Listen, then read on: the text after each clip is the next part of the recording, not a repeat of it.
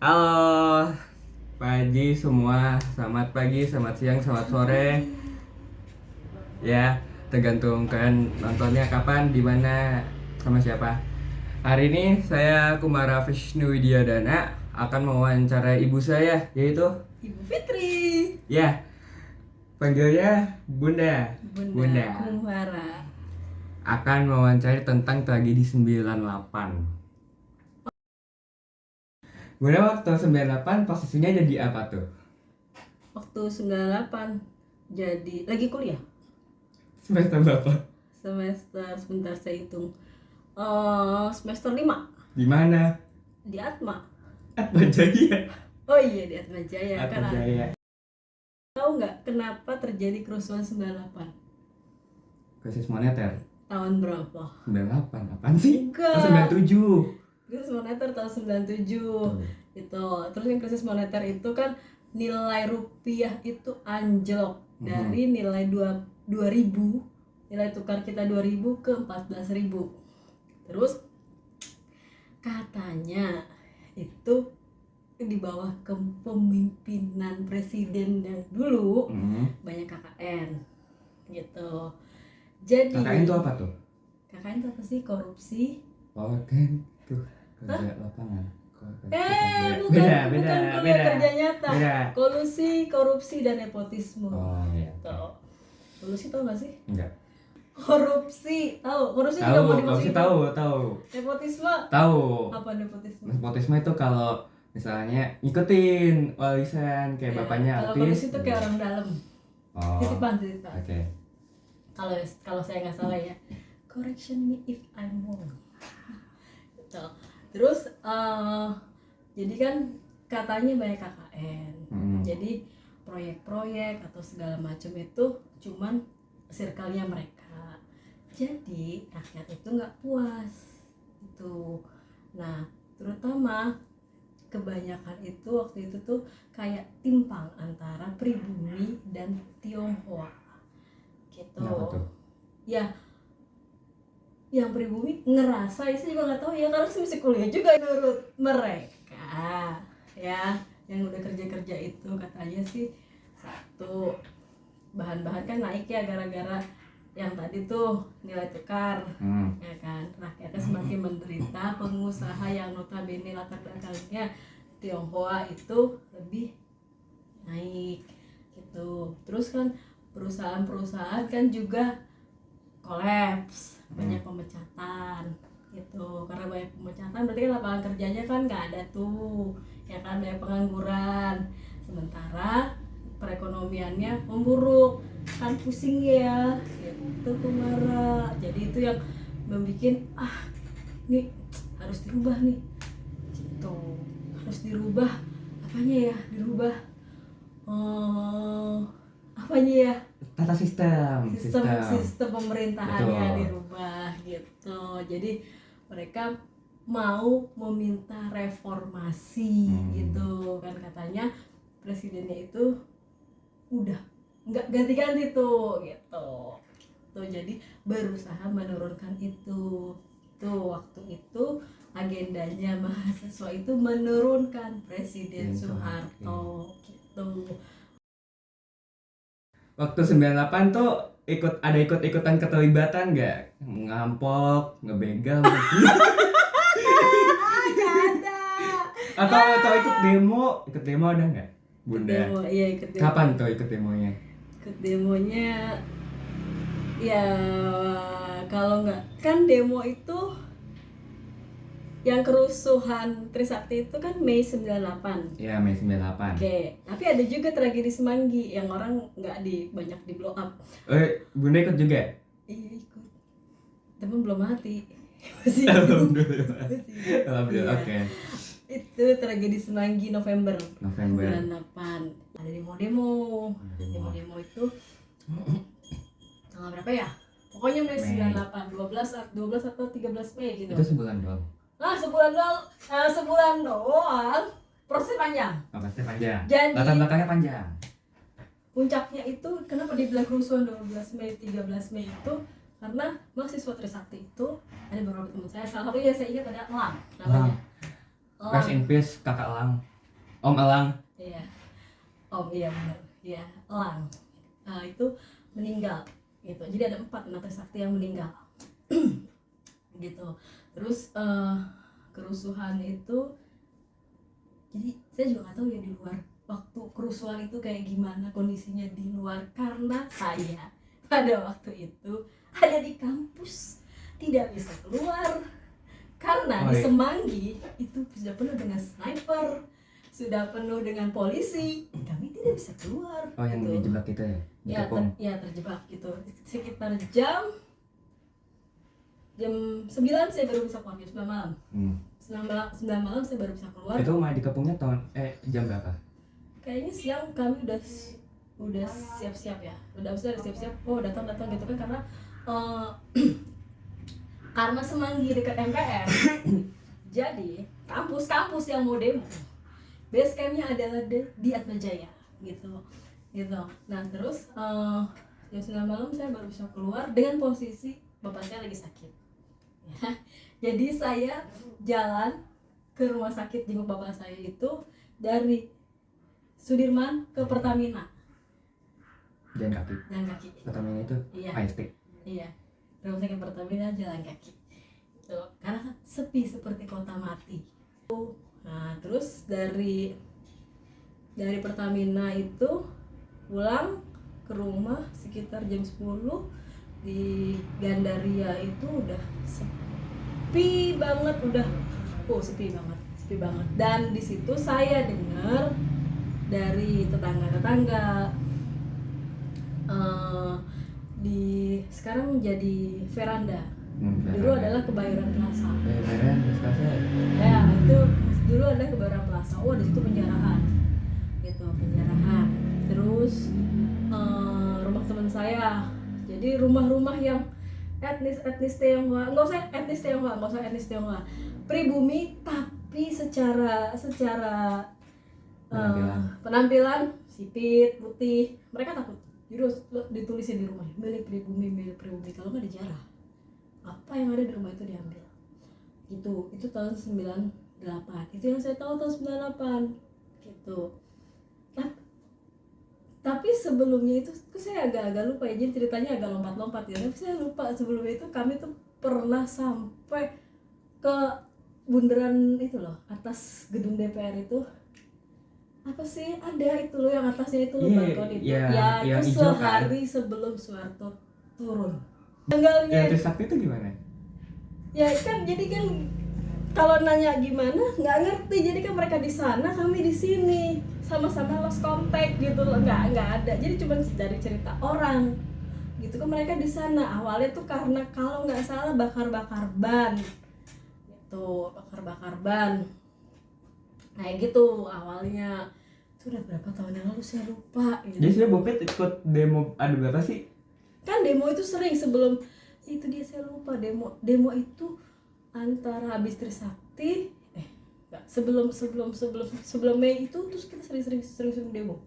Nggak tahu demo apa, saya juga lupa ya, nggak usah diikutin ya gitu ya, udah nggak terjadi lagi, nggak usah diikutin. Aduh, bodohnya ya kayak gitu. Nggak tahu, demonya macem-macem. Demo intinya tentang itulah, saya juga lupa gitu. Dan saya kan bukan aktivis ya, maksudnya saya juga lupa agendanya apa gitu, saya lupa. Tapi Bupit ikut demo? Iya, ikut di sampai di Taman Suropati, di MPR, terus dikejar-kejar polisi juga pernah, dipukul pakai laras panjang juga pernah, ya gitu deh pokoknya. Itu yang ada memorinya sampai sekarang tuh yang mana? Yang mana memorinya sampai sekarang? Iya, maksudnya kayak ya wow, cerita. Oh, cerita nggak ada lah, mau cerita apaan? Takut ya, takut sih. Takutnya itu sih nggak bisa pulang, kan bapak saya lagi sakit. Nanti bapak saya lagi sakit, anaknya hilang gitu. Itu aja sih takutnya. Nggak ada sih demo itu, cuma karena apa ya, demo pada waktu itu ikut-ikutan demo ya, biasalah mahasiswa lagi darahnya menggebu-gebu, terus kan di doktrin sama senior, sama dosen-dosen juga tuh. Apa aja sering jadi pusat Eh, Atma Jaya bukannya isinya orang Chinese semua? ya, Iya. tapi nggak seperti Untar. Oke. Atma Jaya isinya orang Chinese tapi tidak seperti Tarumanegara. Jadi Chinese-nya Atma Jaya itu mau arah mana maksudnya? Kan ikut demo Atma Jaya. Yang ikut demo kan bukan yang Chinese. Oh, Yang ikut demo itu yang Flores. NTT. Nah, yang Chinese nggak ada Chinese ikut demo, nggak ada. Jadi biasanya itu anak fakultas hukum. Saya bukan anak hukum, tapi saya iseng aja. Tuh, anak hukum, anak mesin yang ikut demo. Gitu. Dan tidak ada. Jadi gini ya, kalau demo itu ada juga di beberapa universitas tuh yang gini. Kayak gini loh, kayak demonstrasi buruh, jadi beberapa orang harus mengirimkan utusannya. Nah, Atma Jaya itu enggak. Atma Jaya itu murni yang ikut demo ya udah, yang memang lu pengen bersuara untuk tuh gitu. Jadi nggak ada misalnya anak semester 1 ikut demo gitu. Udah gitu sih setahu saya gitu. Saya lupa, udah tua. Iya. Apalagi terus ada Nah, lagi nanti apa November 98, tapi Itu ikut juga? iya ikut juga, Ikut tapi juga. itu berhasil lolos. Jadi November 98 bukannya setelah lengser? iya setelah lengser, tapi kan Apa masih ini demonya?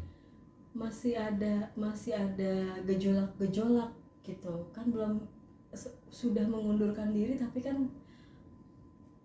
apa ya, lengser itu kapan ya, dan lengsernya itu digantikan Pak Habibie, tapi ada 13 November 98 tuh ada gitu. Kenapa ada? Karena saya demo.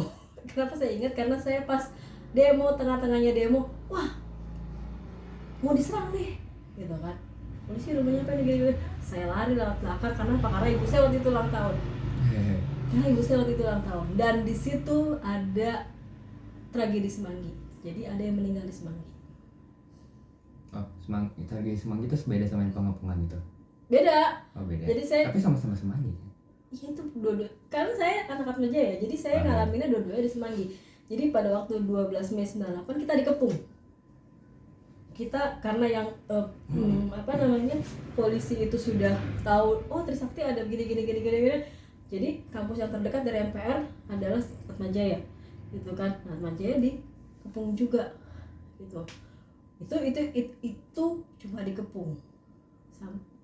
Sempet sih saya tahu salah ya, sempet 12 Mei 98 itu kami dimasukkan juga ke tempat gitu, ke kayak hall gitu, dimasukin situ, nggak boleh keluar sama polisi gitu.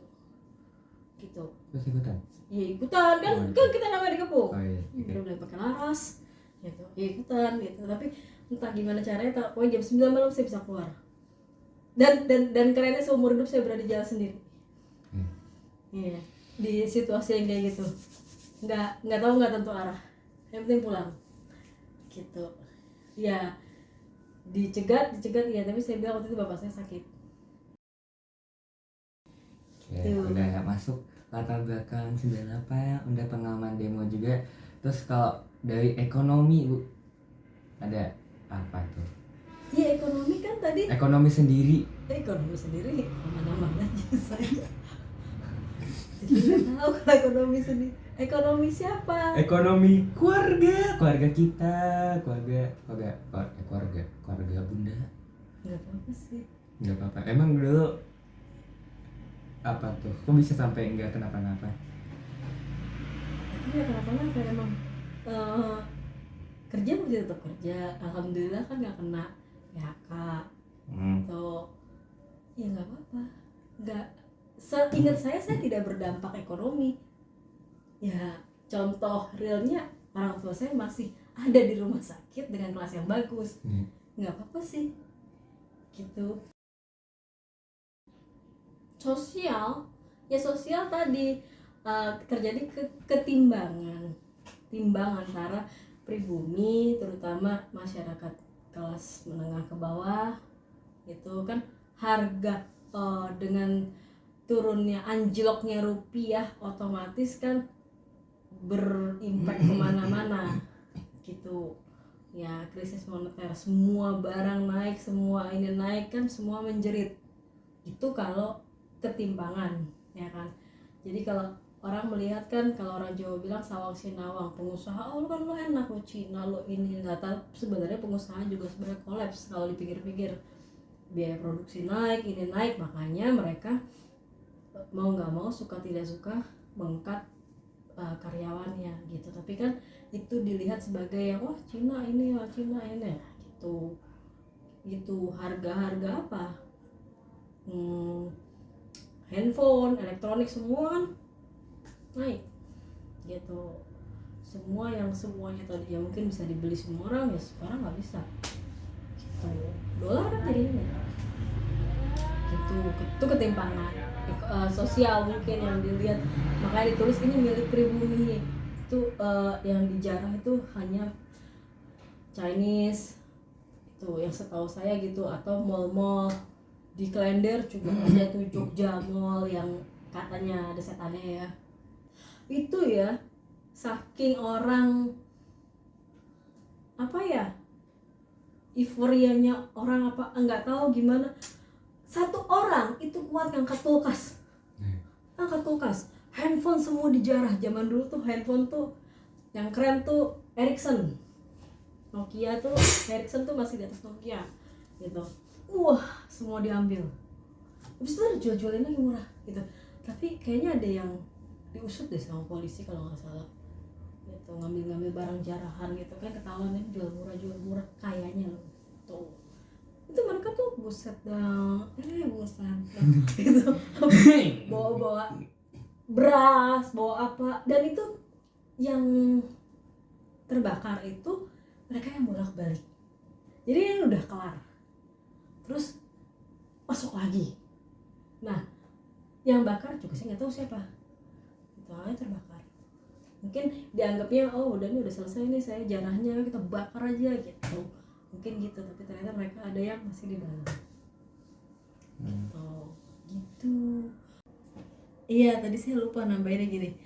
Jadi kalau di Atmajaya itu kebanyakan kan Atmajaya itu kan dari berbagai culture ya, ada Tionghoa, ada dari Timor, ada dari Timur tuh maksudnya dari Flores gitu loh, dari teman saya banyak dari Flores. Nah kebanyakan orang yang heboh pengen menyuarakan aspirasinya, isi hatinya itu adalah orang-orang Flores, karena ngerasa ya kalau kami di Jakarta itu fine-fine aja, tapi di Flores wah itu waktu itu belum tersentuh apa-apa gitu.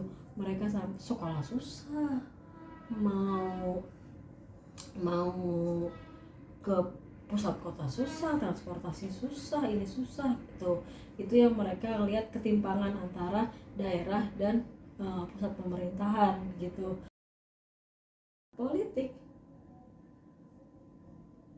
situasi politik pada saat itu kan ingin menurunkan Soeharto, jelas menurunkan Soeharto. Agenda utamanya adalah menurunkan Soeharto.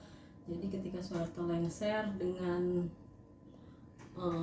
Cak Nun sebagai mediatornya. Cak Nun itu adalah MH Ainun Najib, budayawan dari Jogja. Itu mereka yang bilang dia yang bilang udahlah Pak Harto mundur aja gitu.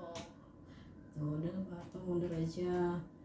Terus ya kan kalimatnya Pak Harto, ya saya nggak apa-apa mundur kok, saya mundur juga nggak ATN kok, kata Pak Harto gitu. Yang ada masalah Pak Harto mundur, kata Pak Harto gitu.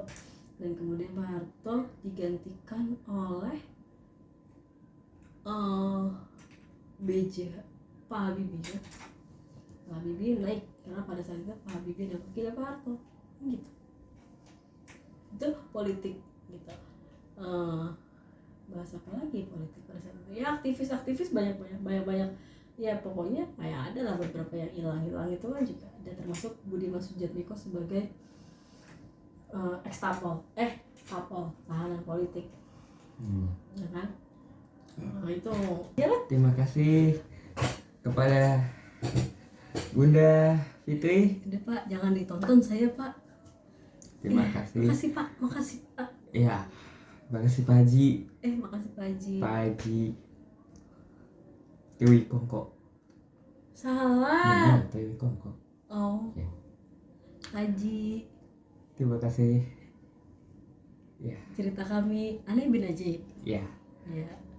Jadi jangan bosan-bosan. Ya. Terima kasih Terima kasih sudah melihat video kami video wawancara kami yang membosankan. Ya. bikin podcast punya ditanya deh. Terima Ya. kasih. Terima kasih. Selamat malam semuanya karena di sini sudah malam. Dadah.